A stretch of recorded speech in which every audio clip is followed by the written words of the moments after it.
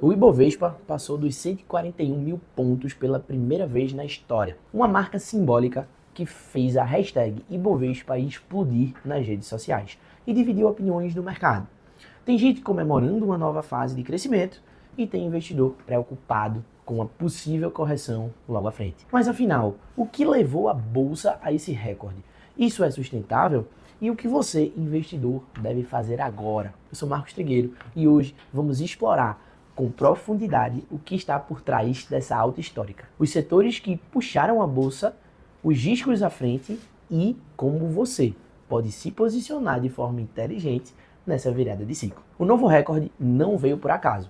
Há 3 grandes fatores combinados que explicam essa alta. Primeiro, é o fluxo estrangeiro intenso. Com o cenário de juros mais claros nos Estados Unidos, o investidor global ele voltou com fundamentos sólidos e ativos descontados. E o Brasil estava entre os preferidos. O segundo fator foi a perspectiva de corte de juros no Brasil. Mesmo com pressões fiscais, o Banco Central já vinha sinalizando estabilidade e possível flexibilização. Isso animou principalmente setores sensíveis a juros, como varejo, construção e até mesmo o setor bancário. E o terceiro foi justamente os balanços corporativos fortes. Empresas como Itaú, empresas como Petrobras, Magazine Luiza surpreenderam positivamente e o mercado reagiu com força. Resultado desses 3 fatores: em poucos pregões, o Ibovespa saltou mais de 7%, rompendo resistências técnicas e atraindo o interesse da mídia. Bancos lideram a recuperação. Itaú, Bradesco e BTG subiram com muita força,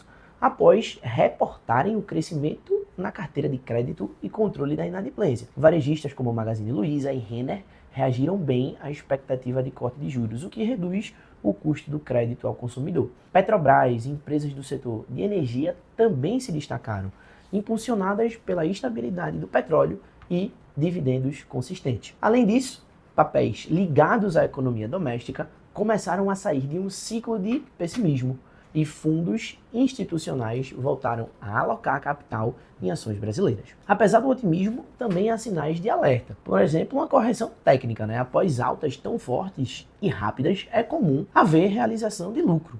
O mercado ele pode dar uma respirada nos próximos pregões, especialmente se houver ruído fiscal ou dados econômicos fracos.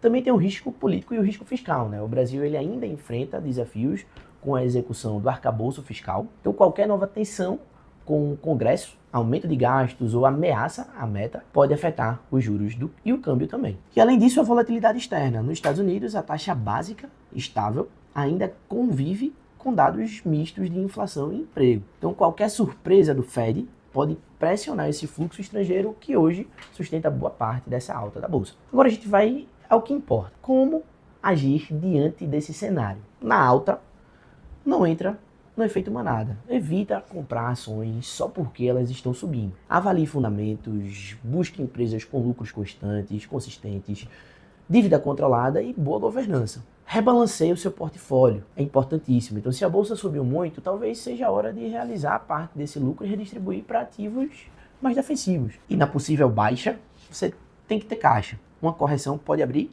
oportunidade de entrada com desconto. Tenha pontos técnicos definidos. Então, se você for investidor, foca no médio prazo, foca no longo prazo e evita decisões no impulso. Considere sempre proteção. Produtos como opções ou ativos dolarizados ajudam a reduzir o risco de eventos inesperados. E o dólar, ele tem flutuado próximo de 5,50, 5,40, o que parece estável, mas não é garantido. Esse nível reflete a entrada de capital estrangeiro e o comportamento do mercado frente a decisões do Fed e do Banco Central do Brasil. Então, se houver algum desequilíbrio fiscal mais severo ou uma saída brusca de recursos, o câmbio ele pode rapidamente se mover. Para o investidor, isso significa que é prudente manter uma parte do patrimônio dolarizada, via BDR, via ETF internacional, fundos globais ou criptolastreadas. Bater 141 mil pontos é simbólico sim, mas o mais importante é a tendência de médio prazo. Se o país mantiver o controle fiscal, se os juros caírem com consistência e a inflação seguir domada,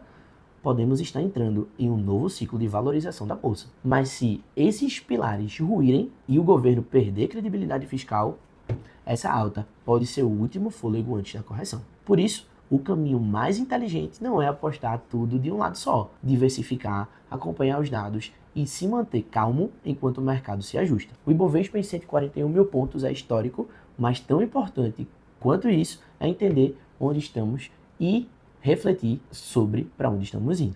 Então comenta aqui se você acredita que a bolsa ainda tem fôlego para subir ou se já passou do ponto e vai ter uma correção. E se você quer acompanhar os bastidores do mercado com quem vive isso todos os dias, você já sabe. Se inscreve aqui no canal, ativa o sininho e deixa seu like, porque aqui a gente transforma dados em decisões com consciência, não com hype. Eu sou Marcos Trigueiro e eu te vejo no próximo vídeo.